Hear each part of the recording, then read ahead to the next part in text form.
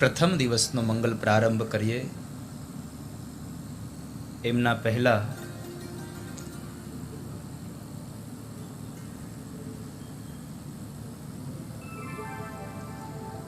આપણી કથાનો નિત્યક્રમ રહેશે.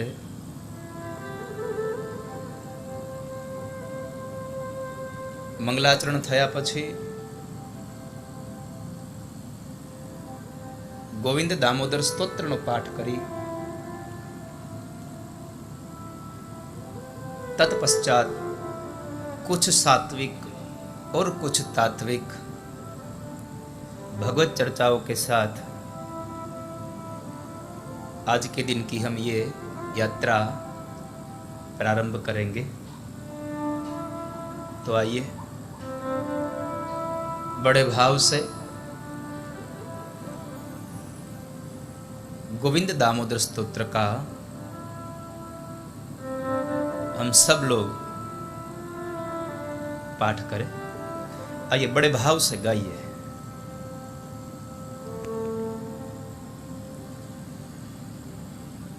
करारविंदे न पदारविंदम मुखारविंदे विनिवेशयन्तम गोविंद कृष्ण भगवान की, श्री सुखदेव जी महाराज की, श्री व्यास भगवान की, सरस्वती मात की.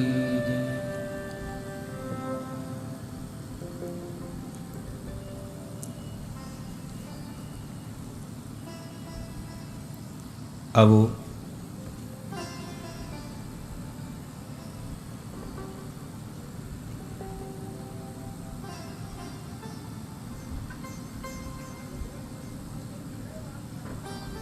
समस्त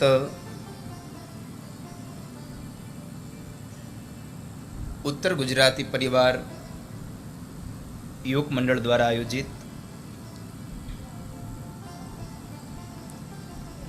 कच्छनी आ पावन धरा અને એમાં પણ આ ત્રિવેણી સંગમ એમની આ ત્રિવેણીના ઘાટ ઉપર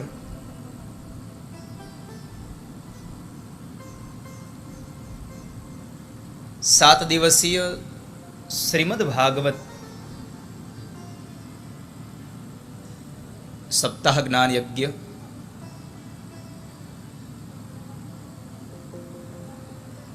मनुष्य मोक्ष गाथा અને આ મનુષ્ય મોક્ષ ગાથાના પ્રથમ દિવસના મંગલ પ્રારંભમાં ઉપસ્થિત રહેલા તમામ પૂજનીય સંતો, પરમ પૂજ્ય મહંત શ્રી હંસગીરી બાપુ પિયાણી જાગીર આશ્રમ, પરમ પૂજ્ય ભગવતી અને મેં ભાગવત કથાના વક્તા એવા અમારા વડીલ સચ્ચિદાનંદ મંદિર અંજારથી પૂજ્ય ત્રિકમદાસજી મહારાજ, परम पूज्य महंत श्री प्रकाश आनंद जी महाराज पंचमुखी हनुमान અને સાથે महंत श्री लालगिरी महाराज रुद्राणी जागीर आश्रम, अन्य उपस्थित संतो, भगवान भागवतना वांग्मय स्वरूप में समाયેલા 18,000 શ્લોકોનું પઠન કરનારા વિદ્વદ્વર્ય બ્રાહ્મણો, આ કથાના પૂજાના આચાર્ય અમારે લાલ મહારાજ, લાલ મોજ, આપ સૌ વડીલો, ઉપસ્થિત આમંત્રિત મહેમાનશ્રીઓ તેમજ લક્ષ ટીવી ચેનલ અને રાધે રાધે ઓફિશિયલ ચેનલના માધ્યમથી આ કથાનું નિત્ય રસપાન કરી રહેલા તમામ ભાવિક ભક્તોનું આ મહામનોરથના મુખ્ય યજમાન થવાનો જેને અવસર પ્રાપ્ત થયો છે એવા શ્રીમાન કુલદીપભાઈ ગિરીશભાઈ અજબાણી, એમના સ્વર્ગસ્થ પિતાશ્રીને નિયુક્ત કર્યા છે ત્યારે એમનો પરિવાર કુલદીપભાઈના માતુશ્રી ગંગા સ્વરૂપ દક્ષાબેન, એમના પત્ની અખંડ સૌભાગ્યવતી ચૈતાલીબેન, એમનો પુત્ર કેશવ અને પુત્રી શ્રેયા આ કથાના પ્રથમ દિવસે આ તમામ આયોજક પરિવાર, ઉત્તર ગુજરાત યુવક મંડળના તમામ સભ્યો આપ સૌનું હાર્દિક સ્વાગત કરે છે અને આપ સૌને જાજા કરીને જય શ્રી કૃષ્ણ.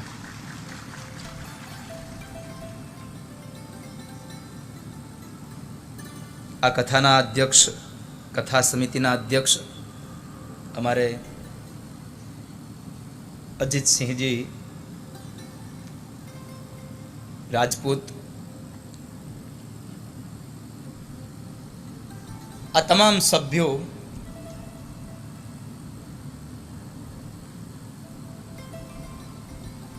કે જેમણે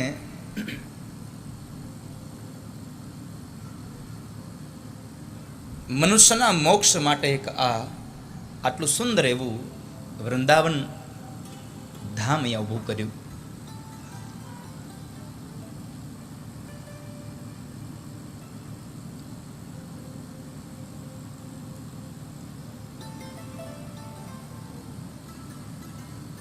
તો સૌપ્રથમ એક કાર્ય કરીએ.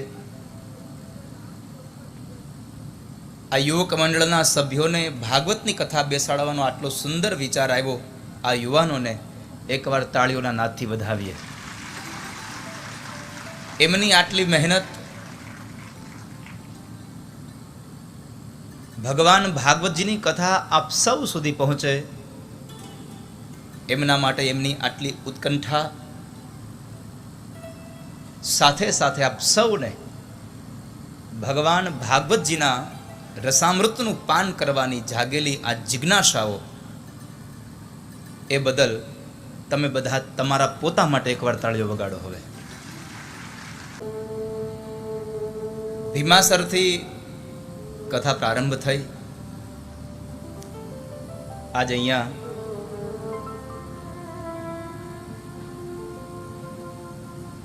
બીજી કથા પ્રારંભ થઈ. મેં ગઈકાલે અંજારમાં મારો સત્સંગ હતો ત્યારે મેં એક વાતને તે બાપુ દોહરાવીને કહ્યું હતું કે રતનાલમાં વાવેલું બીજ ભીમાસરમાં એક વૃક્ષ બન્યું. ભીમાસરમાં વૃક્ષ બનેલું એ વટવૃક્ષ, અને એ વટવૃક્ષના છાંયડો આજે આ ગાંધીધામ અને આદિપુરની જનતાને મળ્યો છે.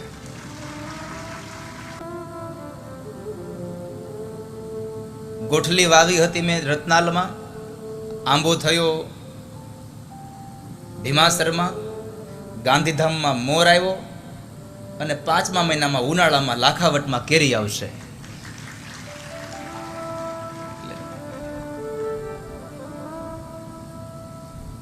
એટલે આ વખતે કચ્છ તો આમે આપણી તમારી બધાની કહેવત છે ને, કચ્છડો 12 માસ.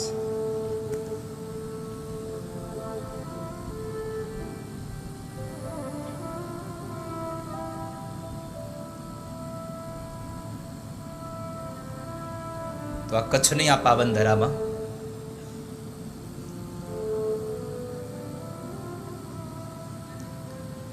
આટલું સુંદર આયોજન, પૂજનીય સંતો બેઠા છે. જીવાત્માને મોક્ષ સુધી લઈ જનારો એક માધ્યમ એટલે શ્રીમદ ભાગવત.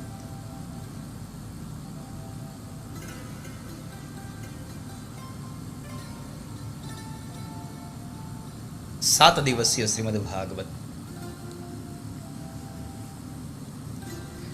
ભાગવતજીને ભાષાઓની અંદર સાહિત્યકારોએ, મહાપુરુષોએ, વિદ્વાનોએ ભાગવતને કથા કરતા એને ભાગવતને એક ઔષધિના રૂપમાં પ્રસ્તુત કરી છે.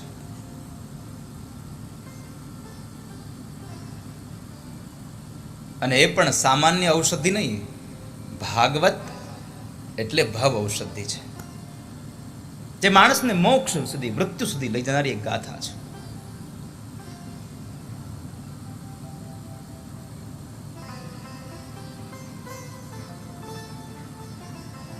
કેટલો સુંદર એક રૂપક છે આપણું.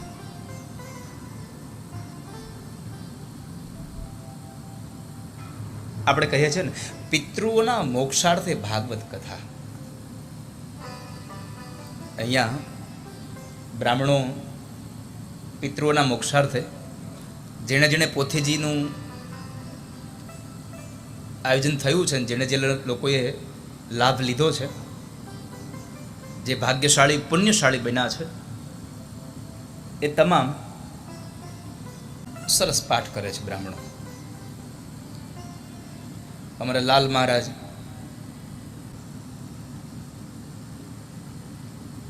તો માણસને મોક્ષ સુધી લઈ જનારી એક ગાથા છે આ ભાગવત. અને આને ઔષધિ નહીં, આને તો ભવ ઔષધિ કીધી છે. સામાન્ય ઔષધિ પણ નહીં, આ તો ભવ ઔષધિ છે.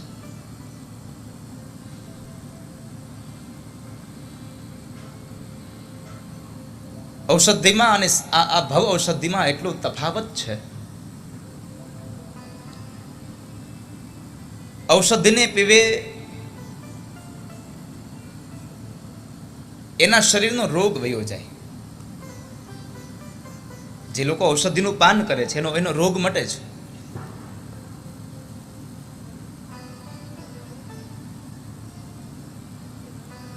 શરીરમાં થયેલા રોગોનો ઈલાજ થાય છે ઔષધિઓ દ્વારા. પણ ભાગવત એક એવી ઔષધિ છે જેનું પાન કરવાથી જન્મ અને મૃત્યુના નામનો જે રોગ છે એ કાયમના માટે મટી જાય છે. સાહેબ થાય છે.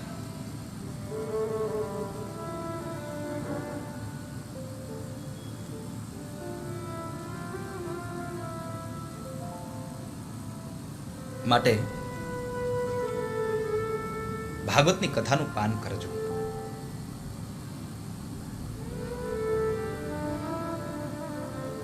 રામ નામ કી ઔષધ કરે, ખરી રીત સે ખાય, અંગ પીડા ઉપજે નહીં, ભવરોગ મિટ જાય. પરમાત્માના નામનો જે રસ પીવે છે એનો રોગ સદૈવને માટે મટી જાય છે. પણ ઔષધિને પીવાની 3 પદ્ધતિઓ છે વાલા. એ 3 પદ્ધતિઓ દ્વારા, કારણ કે ઘણી વખત એવું આપણે થતું હોય કે દવા પીધી હોય છતાં પણ સારું નથી થતું. દવાને પીવાથી પણ સારું નથી થતું. આનું કારણ શું? તો તમને 3 વાત બતાવું. રસપાન કરવામાં, દવા પીવામાં 3 વસ્તુઓ બહુ સાવધાનીપૂર્વક રાખજો. યાદ, સાવધાન રહેજો. પહેલી વાત, ઔષધિને નિશ્ચિત સમયે પીવી પડે. આપણે ડોક્ટર લખી દે છે સવાર, બપોર અને સાંજ. નિશ્ચિત સમયે ઔષધિનું પાન કરો. બીજી વાતને યાદ એ રાખજો, ઔષધિને નિશ્ચિત માત્રામાં પીજો. ઘણી વખત આપણને થાય કે આ શરદી થઈ છે, લાવને દવા લઈ આવીએ, અને ડોક્ટર આપણને પેલી 1 ચમચી રોજ 3 ટાઈમ લેવાનું કહે, અને ક્યારેક ક્યારેક આપણા મનમાં વિચાર આવે કે આ 3 ટાઈમ 1 ચમચી પીવી એના કરતાં લાવને આખી બોટલ જ મૂકી દઉં.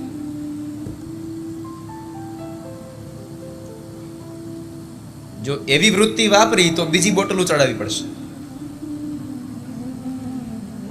નિશ્ચિત સમયે ઔષધિનું પાન કરો, નિશ્ચિત માત્રામાં પાન કરો. અને ત્રીજી વાત છે, એને એનું નિત્ય પાન કરો. આ ઔષધિની વાત છે, ભાગવતની ઔષધિની વાત છે. પેલી ઔષધિ તો આપણને રોગ મટે એટલે પછી ન પીવાની હોય, પણ આ રોગની વાત છે. નિશ્ચિત સમયે, નિશ્ચિત રીતે અને નિશ્ચિત માત્રામાં, આ 3 રીતે પાન કરીએ. કોઈ આપણને પૂછે કે આ આપણને રોગ થયો હોય, ઘણી વખત બને કે આપણે એ રોગના નિવારણ માટે પીધેલી એ ઔષધિઓ અને આપણો છતાં પણ આપણો રોગ ન મટે. આનું કારણ શું? નિશ્ચિત માત્રામાં લીધી હોય, નિશ્ચિત રીતે લીધી હોય, નિશ્ચિત સમયે લીધી હોય, છતાં પણ રોગ ન મટે, તો આનું કારણ શું? તો યાદ રાખજો વાલા, તમે પથ્ય ચૂકી ગયા છો. કારણ કે ડોક્ટર દવા આપે ને એની સાથે સાથે આપણને પરેજીઓ રાખવાનું પણ કહે છે કે તમે આ ન ખાશો, આ ન ખાશો, આવું ન કરશો, તેવું ન કરશો. એટલે આપણે પથ્ય ચૂકાઈ જોઈએ છે. અને કોઈ દવાનો અભિપ્રાય લેવો હોય તો આપણે કોને પૂછવું જોઈએ? સીધી વાત છે ને. કોઈ ઔષધિ છે, એ ઔષધિનો અભિપ્રાય કોને પૂછાય? ડોક્ટરને કે દર્દીને? ઔષધિનો અભિપ્રાય દર્દીને પૂછાય, કારણ કે ઔષધિ દર્દીએ પીધી છે એટલે એને ખબર છે કે આ ઔષધિથી કેવું થાય. એનો અનુભવ દર્દીને છે, ડોક્ટરને નથી. ડોક્ટરને માત્ર ખબર છે કે આમ થાય આનાથી, પણ પેલા એ તો પી અને અનુભવ કરેલો છે. માટે ઔષધિનો અનુભવ દર્દીને હોય છે. દર્દીનો અભિપ્રાય લ્યો તમે, અને એ દર્દીનો અભિપ્રાય સામાન્ય રોગોની દવા હોય તો આપણા આડોશી પાડોશીમાંથી કોઈને પૂછીએ આ દવા કેવી, આ દવા કેવી, તો બરાબર છે. પણ અહીંયા તો આગળ આ ભવ ઔષધિ છે, અને આ ભવ ઔષધિ ભાગવત છે. તો આ ભાગવત રૂપી ઔષધિ કેવી, આ કોને પૂછવું? તો જવું પડે ગંગાના કિનારે, પરીક્ષિત મહારાજને પૂછવું પડે કે હે પરીક્ષિત, આ દવા કેવી? અને ત્યારે પરીક્ષિત એમ કહે, નિવૃત્ત તરશે રૂપગીયમાનાદ ભવોષધાચ્છ્રોત્ર મનોભિરામા. આ તો ભવ ઔષધિ છે ભાગવત. તમે આને ઔષધિના રૂપમાં ગ્રહણ કરો. અને જ્યારે જ્યારે દવા પીવો ને, આ દુનિયામાં 3 વ્યક્તિઓ ઉપર શ્રદ્ધા રાખવી. આ દુનિયામાં 3 વ્યક્તિઓમાં શ્રદ્ધા રાખવી. પેલી પરમાત્માની અંદર શ્રદ્ધા રાખવી, બીજી આ દુનિયાના ડોક્ટરમાં શ્રદ્ધા રાખવી. બાકી શ્રદ્ધા વગરના તમે ગમે તેટલા દવાના ટીકડા પીવો, મટે નહીં. ભગવાનમાં શ્રદ્ધા રાખવી, ડોક્ટરોમાં શ્રદ્ધા રાખવી, અને બ્રાહ્મણોમાં શ્રદ્ધા રાખવી કે બ્રાહ્મણો જે વેદ મંત્રોને બોલે છે એના દ્વારા મારું કર્મ સત્કર્મ થશે. નહીં તો બ્રાહ્મણના બોલાયેલા એ મંત્રો તમારી પર અસર નહીં કરે. ક્યારેક ક્યારેક એમ થાય અમે તો આ યજ્ઞ કરાવ્યો પણ ફળ ન મળ્યું. પણ ક્યાંથી મળે? તમને એમાં શ્રદ્ધા જ ન હતી. અને શ્રદ્ધા વગરનું કામ એટલે જિંદગીનું ઢસરડું છે, યાદ રાખજો. ઢસરડા સમાન છે. માટે તમે પૂર્ણ શ્રદ્ધાથી ભગવાનના નામનું રસપાન કરો. તો આ ભવ ઔષધિ પરમાત્માની કૃપાથી આપણને આજે ઔષધિ પાન કરવાનો અવસર પ્રાપ્ત થયો છે.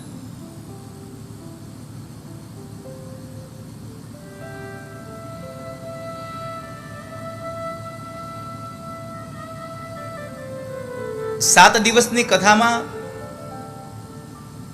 કેટલા મુમુક્ષુઓ અહીંયા આવી અને આ કથાનું રસપાન કરે.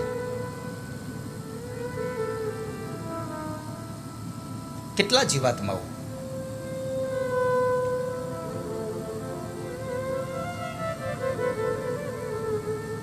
એક બીજી વાત આપને કહું કે તમે એકલા કથામાં આવશો, ભગવદ નામ સ્મરણ કરશો, પરમાત્માના નામનું કીર્તન કરશો. આપણા દુનિયામાં વૈષ્ણવની એક વ્યાખ્યા છે. આપણે આ દુનિયામાં વૈષ્ણવની એક વ્યાખ્યા છે. આપણે વૈષ્ણવ કોને કહીએ? તો કહે જે ભગવાનના નામનું જતન કરે, પરમાત્માના નામનું શ્રવણ અને કીર્તન કરે, એ ભગવાનનો વૈષ્ણવ છે. એ પરમાત્માનો એ વૈષ્ણવ છે.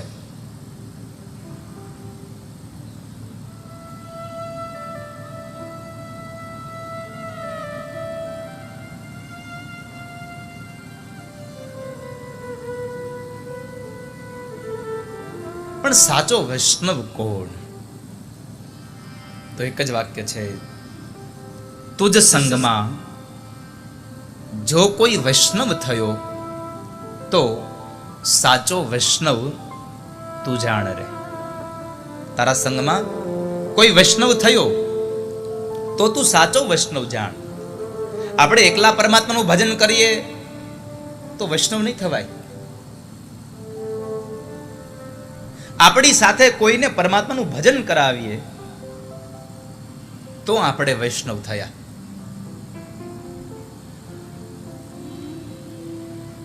માટે સાથે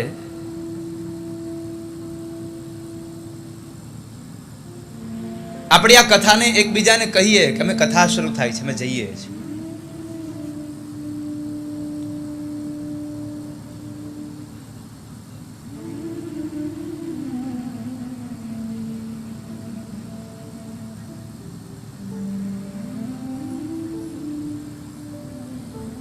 શ્રીમદ ભાગવત મહાપુરાણ ભવ ઔષધિ, અને એક એવી ઔષધિ છે કે જેનું પાન કરતા કરતા પણ આપણને ક્યારેય તૃપ્તિ થતી નથી. પાણીની તરસ લાગે ને, એકાદ બે પ્યાલા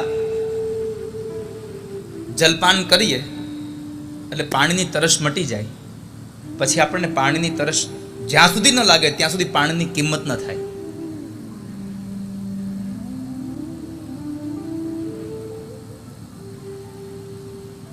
ત્યાં સુધી પાણીની કિંમત ન થાય.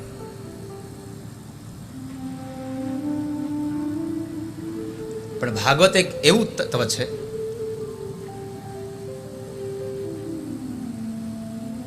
કે ભાગવતનું પાન કરવામાં આપણને ક્યારેય પણ તૃપ્તિ થતી જ નથી વાલા. હર હંમેશા કથાઓનું પાન કરીએ છીએ, હર હંમેશા. જેમ પેલું ચકોર ચંદ્ર કિરણનું પાન કરવામાં ક્યારેય તૃપ્ત થતું નથી, એમ આપણે પરમાત્માના ભક્તો ભગવાનની કથાનું પાન કરવામાં ક્યારેય તૃપ્ત થતા નથી હોતા વાલા.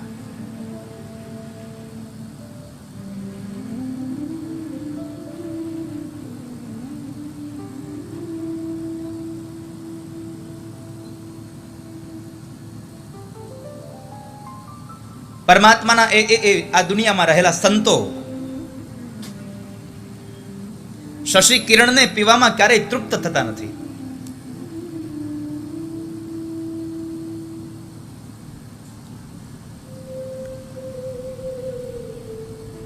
સંત એ ચકોર છે અને ભગવત કથા એ શશી કિરણ છે.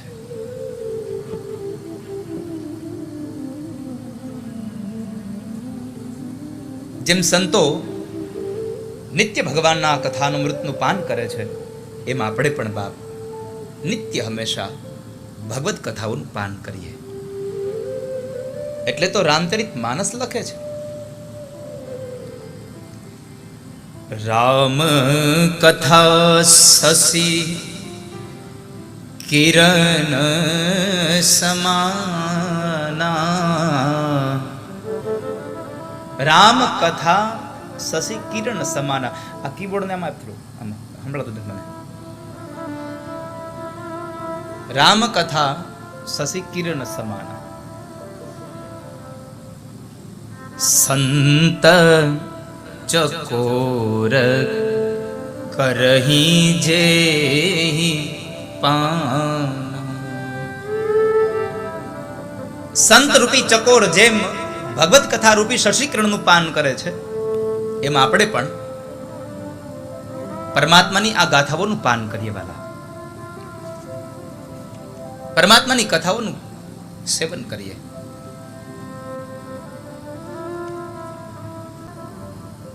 આ ઉત્તર ગુજરાતના યુવક મંડળે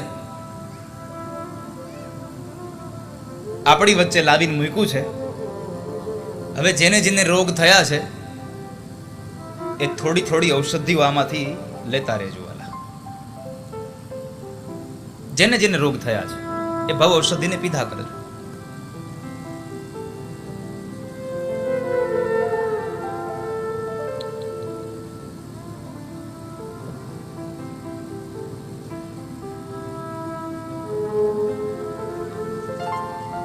કેટલા ભાવથી આ ભગવાનને આપણે અહીંયા લઈ આવ્યા. આજ પહેલો દિવસ એટલે આપ સૌને ખબર જ છે કે ભગવાન ભાગવતજીનું મહાત્મ્ય.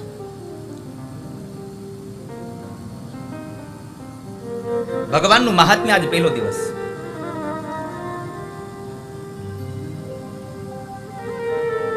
મહાત્મ્યનો અર્થ છે ગ્રંથની પ્રારંભિક ઓળખાણ.